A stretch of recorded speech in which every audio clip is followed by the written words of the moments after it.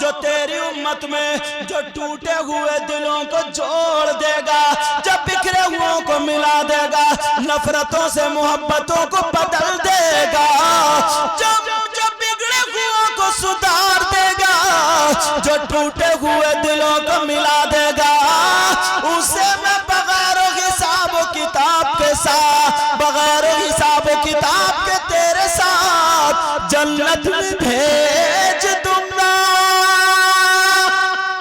سبحان اللہ سبحان اللہ۔ حضرت عائشہ خوش ہو گئی، اچھا بولی آقا اجازت ہو تو میں تھوڑی دیر کے لیے جا رہی ہوں۔ میرے نبی سمجھ گئے کہاں جا رہی ہوں، میرے نبی بولے مجھے معلوم ہے، جاؤ بتا گیا۔ آقا سے چوبی بولے جاؤ۔ ابو بکر صدیق گھری گھر میں چکر لگا رہے تھے، میری بیٹی آ رہی ہوگی، پتہ نہیں کون سی بات ہے، کون سی بات ہے۔ جیسے ابا جان السلام علیکم، میرا لال آ گیا میرے دل، یہ تو میرے جملے ہیں، انہوں نے کیا بولے ہوں گے پیار بھرے انداز میں، کہا چاند کا ٹکڑا آ گیا، جیسے کہاں بیٹی بیٹھ بیٹھ۔ ابو بکر صدیق اٹھا لے، اب بیان کرو میرے نبی نے کیا بتایا۔ ابا جان اتنی پیاری بات ہے، خوش ہو جاؤ گے۔ کہا کیا بات؟ کہا نبی نے فرمایا اللہ نے مجھ سے وعدہ کیا، کہا محبوب یہ راز ہے، اگر جو ٹوٹے ہوئے دلوں کو جوڑ دے گا اس کو نا میں تیرے ساتھ جنت میں بھیج دوں گا، تیرے ساتھ۔ جب اتنا سنا تو ابو بکر صدیق رونے لگے۔ کیا کرنے لگے؟ اللہ، اب باپ بیٹی کے سامنے اگر باپ روئے گا، وہ بھی بیٹی کی بات پہ، تو بیٹی کا دل ٹوٹے گا نہیں ٹوٹے گا؟ بولو۔ حضرت عائشہ خوش تھی مگر ایک دم چہرہ خشک ہو گیا، اتنی دیکھ رہی ہیں ابا رو رہے ہیں، روتے روتے روتے روتے داڑھی میں سے نا آنسو نکل کے، یہ پیراہن یہاں کا بھیگ۔ اب بیٹی کہنے لگی ابا جان مجھے معاف کر دو، کوئی غلطی ہو گئی۔ بولے نہیں بیٹی۔ ابا جان کوئی تکلیف ہے؟ میں ہوں نا ابھی، کوئی تکلیف نہیں بیٹی۔ ابا جان کہیں درد ہے؟ کہ نہیں۔ ابا جان مجھ سے ناراض ہے، کوئی گستاخی ہو گئی، میں نے غلط بیان کر دیا۔ ابا جان کیا؟ کہا بیٹی کوئی بات نہیں۔ کہا ابا جان اتنی اچھی بات ہے، خوشی کی بات، آپ رو کیوں رہے؟ پھر بتا تو دیا جائے۔ میرے نبی کی بیوی نے جب پوچھا تو سن لو، عمل کر کے جانا، تیلی پورا کے غیور مسلمانوں سن کر کے جانا اور اس پہ عمل کرنا۔ اللہ اللہ، یہ شمیم بھائی کے بچے کی پیدائش کے موقع پر جو پروگرام ہوا ہے اس چینل کے ذریعے پورے ہندوستان میں جائے گا، دوسرے ملکوں میں بھی ہماری تقریر جاتی ہے، لیکن سنو پیغام دے کر کے جا رہا ہوں۔ حضرت ابو بکر صدیق کہنے لگے بیٹی تم نے ایک پہلو دیکھا، دوسرا پہلو تو ذرا اس کا دیکھو۔ دوسرا پہلو یہ، نبی نے کہا اللہ نے وعدہ کیا اگر کوئی ٹوٹے ہوئے دلوں کو جوڑ دے گا وہ جنت کے راستے پر گئے، اور اگر کوئی جڑے ہوئے دلوں کو توڑ دے گا وہ جہنم کے راستے پر ہے۔ اور بیٹی آنے والے دنوں میں جوڑنے والے کم ہوں گے، توڑنے والے زیادہ ہوں گے۔ اور بریانی کی دکان والے تو اب تو پردہ ڈالنے لگے، بریانی تاکہ جتنے چور ڈکیت ہیں وہ اندر آگے، بڑی سپورٹ چل رہی ہے، اندر آ کے بہترین بوٹیوں سے لگا کے دیتا۔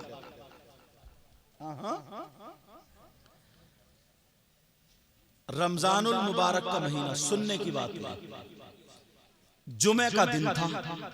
کون سا دن تھا بولو؟ میرے نبی منبر شریف پہ چڑھ رہے تھے۔ کائے پہ چڑھ رہے تھے؟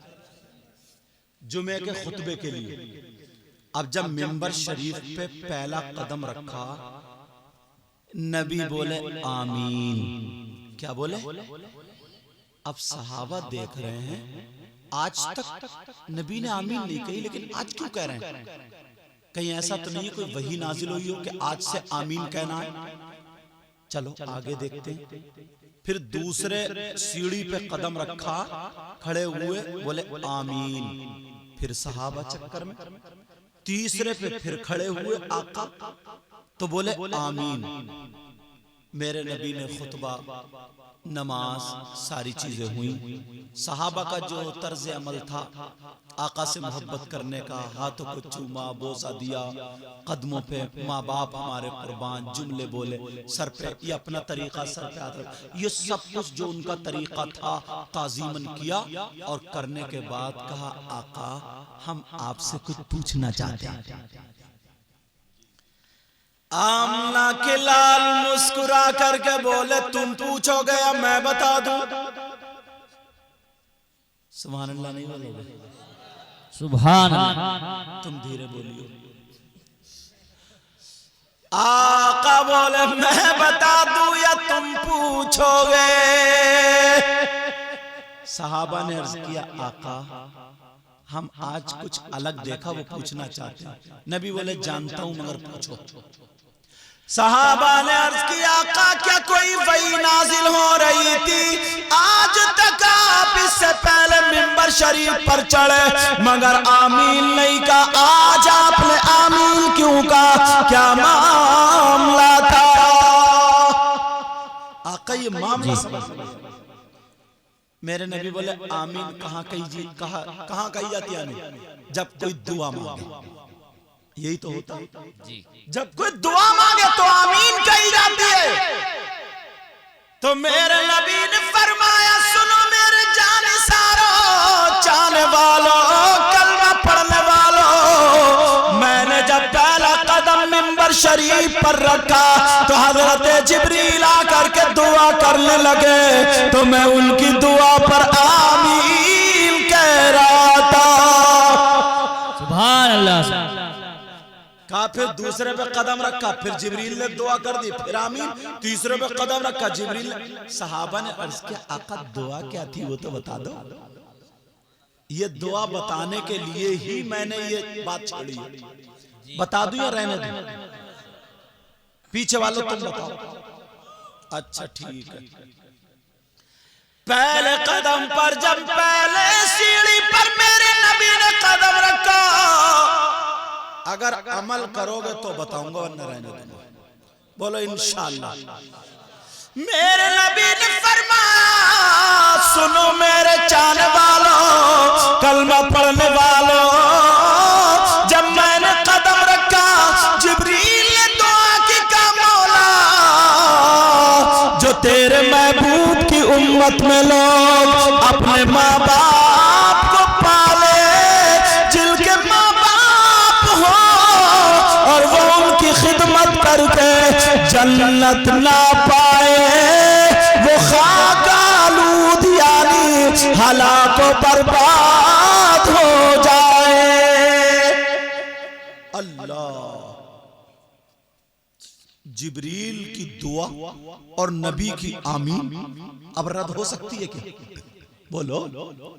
نبی نے فرمایا کہ جبریل دعا کر رہے تھے اے اللہ اگر جو انسان اپنے ماں باپ کو پالے اور ان کی خدمت نہ کرے، ان کو راضی کر کے جنت حاصل نہ کرے، وہ برباد ہو جائے. بولے میں اس پہ آمین کہہ رہا ہوں. آج کے بعد کوئی ماں باپ کو ناراض رکھے گا؟ بولو. آج کے بعد کوئی ماں باپ کو تکلیف دے گا؟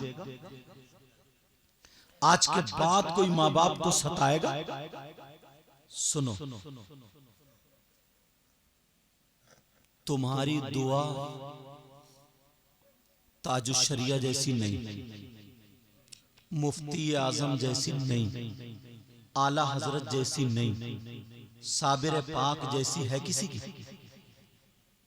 غریب نواز جیسی؟ غوث پاک جیسی؟ مگر نبی خود فرماتے ہیں ہاں ہے. وہ کون ہے؟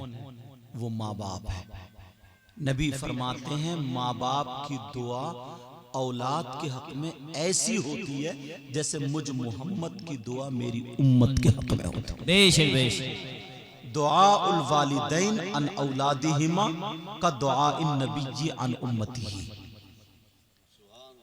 اب ولیوں کے یہاں جاتے جاؤ، الحمدللہ جانا چاہیے، مگر تمہیں جانا چاہیے انہیں نہیں.